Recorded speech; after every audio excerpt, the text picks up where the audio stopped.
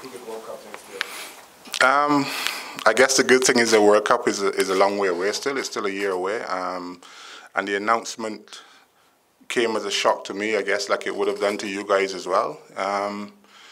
But we had a conversation.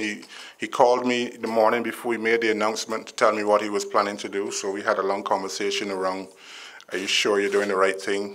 He reckons that he is. He's spoken, obviously, with the people, his close circle of people that advise him, and he reckons that he's tired, and I mean, you saw the video as well. And of course it's disappointing. He's one of the best players in the world, certainly one of the best players.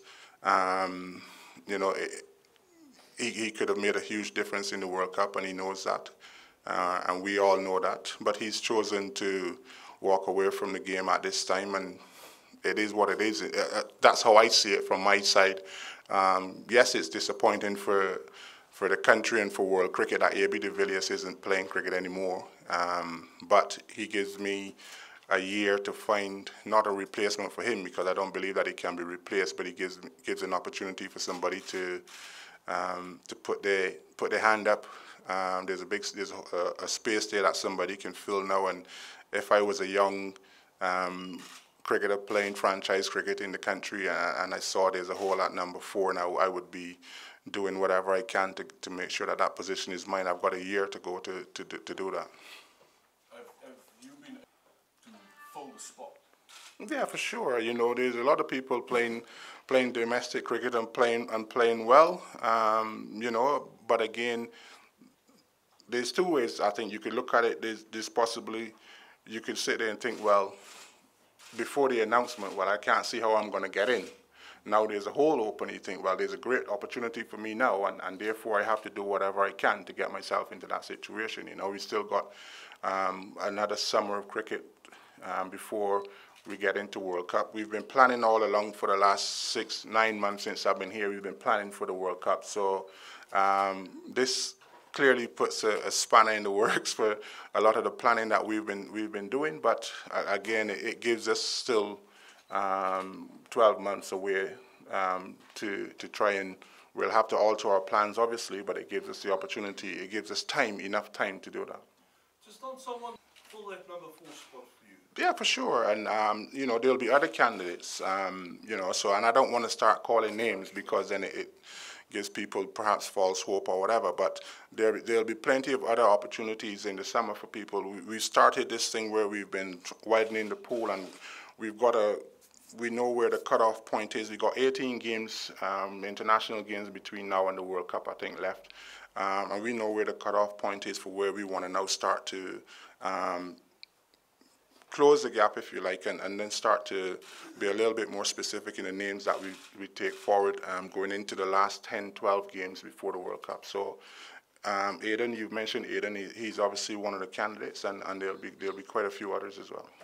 Just on that, Ottis, I know you're not trying to sinking a claim for spot in the one-day side. Look, I think one of the things I said early on was that when it comes to picking a team for the World Cup, we will pick guys that we believe can go and perform in that set of conditions that we face. Dean, playing county cricket, now puts himself in the picture, obviously, because he's, when you look at his record playing for Somerset last year as well, he did very well in white ball cricket as well. So he's actually not out of the picture, but I guess we haven't looked at Dean in the since I've been here, obviously we haven't looked at him, but again, now with what's happened with AB, and you're looking at experience in English conditions, somebody like Dean would, I would imagine, would come back into the conversation. Just from a psychological part of the setup anymore. Look, every cricket team at some point have to, when a great player move on, there's a bit of what do you want to call it? If you want to call it like a little mourning period, because you've lost a great player, but then another great player comes along. That's not saying that we're not going to miss AB. Of course we're going to miss him, but like I said before, it gives an opportunity for somebody to come in and stake a claim, and there's enough talent in the country not to fill AB's sort of awesome shoes, but to come in and and have the 10, 12-year career that AB has had and then make an impact on the game in that way. After the IPL, please. KG's actually starting to bowl tomorrow. He's been training, he's been doing a lot of rehab with the medical staff, and the reports are that he's traveling very well. He's going to start doing start bowling from tomorrow. You know, and obviously with Lungi, we're very pleased that how well he's done in the IPL. He's bowled very well, and you know, got in the team, played in the final. Obviously, bowled very well yesterday and helped the team to win the final. You know, so he's somebody that obviously he got his opportunity last summer, and we're expecting great things from him going forward.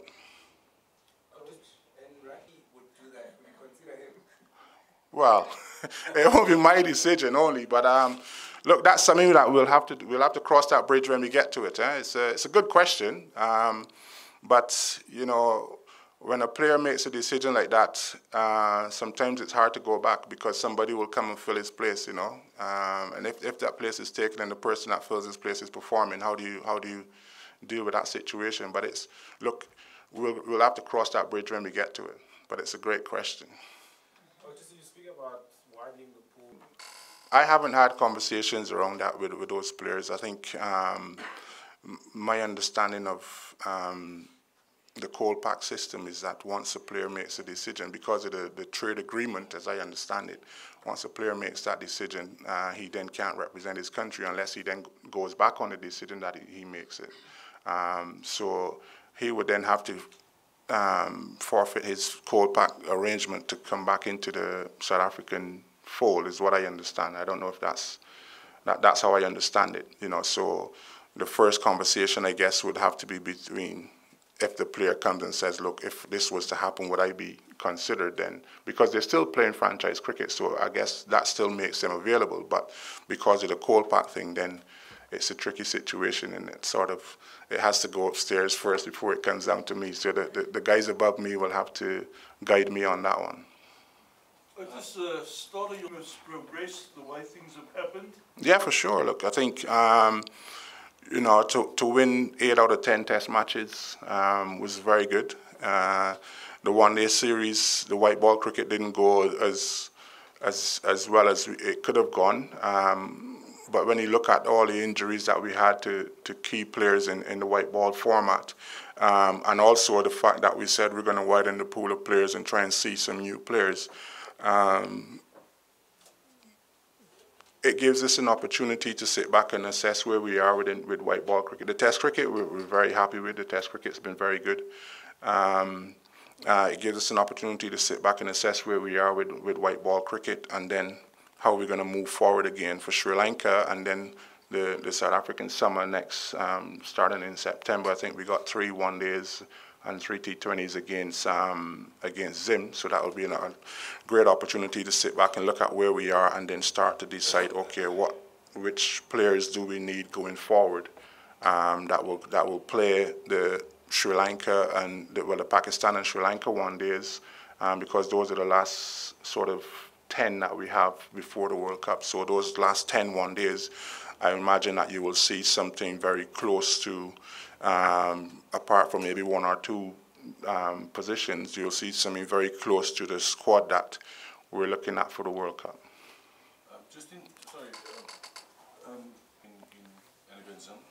Even Australia? Well, there's still time for it to happen. I don't know whether it will happen in Sri Lanka and Zim, but there's still time for it to happen. Like I said, with experienced players like Vern, we know what Vernon can do. So if you're widening the pool, you don't necessarily need to see Vernon immediately. You know, Dale Steyn could come into it for the World Cup, you know. If he gets himself fit and stays fit, then he can come into it. We just lost Mornay Morkel, we've now lost AB. So Dale Steyn could come into it in the conversation for the World Cup. But we don't need to see Dale Steyn now. You know, Dale Steyn's priority right now is to try and get fit. So the same is for Vern. Vern, you know, has had a lot of fitness issues. He was brilliant the last summer. He played every test match that he was picked in and finished them, stayed on the park. Was outstanding as a leader of the bowling attack for us. So when we get down to the last like I said, the last 10 one-days, his name can very well come into the picture. And just your overall assessment of the all-round thing that you're doing with this one? Yeah, I think so. I think, you look at, okay, Vern hasn't played in the white ball format. Vian Mulder played, Chris Morris played. Robbie Freiling got an opportunity in the T20 format, so when you talk about all-rounders, I think it's Mutasami who bowls left-arm spin and bats very well. Is it Mutasami from Durban? So there's quite a few players names that come on the table that we have discussions around, and it is just a case of whether when you look at 18 games now, 18 games might not be enough to give everybody that we want to see an opportunity, So therefore, your question around Vernon, Vernon doesn't necessarily need to be playing every white ball game from now till the World Cup to come into the conversation later on. Just going back to AB. Is there a temptation to bring on another spinner for that tour? I think for sure we'll take an extra spinner because, the conditions over there is such that you might need two spinners. We've got Aiden that can bowl some off spin. We've also got Dean that can bowl some leg spin. But to have two specialist spinners operating in those conditions is a very good option for us. With Keshav, look, he's world class, and I think you've seen that in the games he's played this year. He's sort of a little bit unfortunate, especially against India, where we played wickets that weren't necessarily conducive to his type of bowling, but when he got his opportunity, he was still very telling for us, and we're looking forward to seeing him operate in those conditions. I think we took a spin bowling camp about 3 weeks ago or 4 weeks ago to India, so all the best spinners in the country went over to India for about 10 days, working with some spinners over there, working in those conditions, trying to understand how to bowl in those conditions. In that camp, the reports from that camp was that it was very good, and Keshav was very good. There's a lot of very good reports also about Sean von Berg and Shamsi as well. So those names will come into the conversation when we meet up on the 31st to talk about who we're going to take for those Sri Lankan conditions. So, Coach, I'm not